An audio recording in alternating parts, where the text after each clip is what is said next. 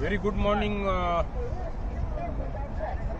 आज मी आहे रशियामधील पीटर्सबर्ग शहरामध्ये आणि रशिया पीटर्सबर्ग याबद्दल विशेष आठवण सांगायची म्हणजे आपले आदरणीय दैवत डॉक्टर पतंगरावजी कदम साहेब हे इंडो सोव्हिएतचे अध्यक्ष होते आणि त्या निमित्तानं एक साहेबांची आठवण की भारतीय विद्यापीठातील